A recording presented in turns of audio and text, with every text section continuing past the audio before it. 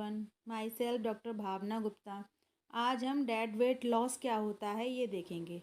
Dead weight loss क्या होता है? जो भी हमारी वस्तु का उत्पादन किया जाता है, अगर वो फुल्ली उसका कंजम्पशन नहीं किया जाता, उसको यूज़ नहीं किया जाता, तो जो उसमें अंतर आता है उसके उत्पादन में और उसके उपभोग करने में, यानी उसकी सप्लाई और उसके कंजम्पशन में जो अंतर रह जाता है, यही डेड वेट लॉस होता है। इसको इस तरह से समझ सकते हैं कि ये किसी इंटरफेरेंस के कारण होता है, चाहे तो वो गवर्नमेंट करे, चाहे वो एकाधिकार यानी मोनोपोली की वजह से हो, या फिर क्या हो कि जो भी हमारे सब चीज़ है वो एक ही तरफ इकट्ठी हो रही है, इससे हो, या मतलब जो धन है हमारा वो किन्हीं लोगों के हाथों में है, या सब्सिडी लग रही है, या टैक्स लग रहे हैं, जो भी कुछ है, या प्राइस सीलिंग हो रहा है, या प्राइस फ्लोरिंग हो रहा है।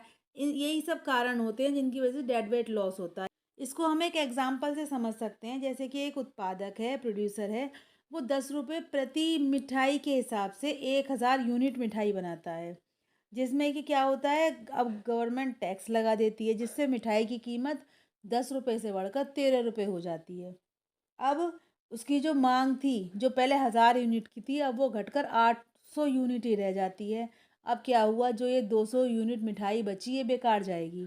ये ना तो गवर्नमेंट को मिलेगी, ना कंज्यूमर को मिलेगी, ना प्रोड्यूसर को मिलेगी।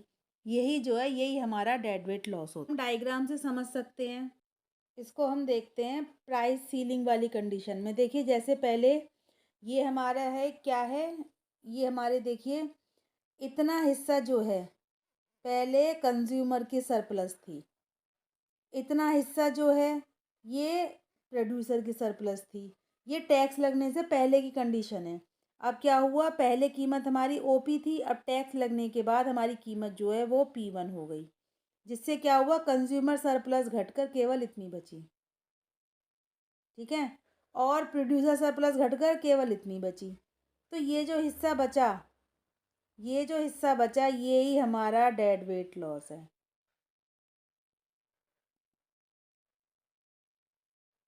क्योंकि ये किसी को भी नहीं मिल रहा। ये हिस्सा किसी के भी हिस्से में नहीं आ रहा, ना कंज्यूमर के ना प्रोड्यूसर। ऐसा क्यों हो रहा है? क्योंकि उत्पादन पहले जो इतना होता था ना, कीमत बढ़ने से, अब क्या हुआ, मांग घट गई तो उसका उत्पादन भी घटकर इतना ही रह गया। अब ये कंडीशन समझ लेते हैं प्राइस सीलिंग वाली। यहाँ पे क्या हुआ, प्राइस सीलिंग के बाद हमारा जो था, ये हमारा कीमत जो है ये इतनी हो गई OP1। ठीक है, अब कंज्यूमर सरप्लस तो इतनी हो गई, कंज्यूमर सरप्लस तो इतनी हो गई, और प्रोड्यूसर सरप्लस जो है वो इतनी ही रह गई, इतनी ही रह गई।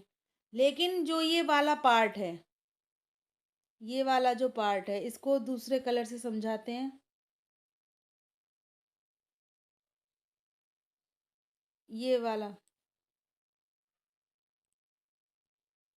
ये वाला जो पार्ट है, ये किसी को नहीं मिल रहा। ये ही हमारा डेड वेट लॉस है।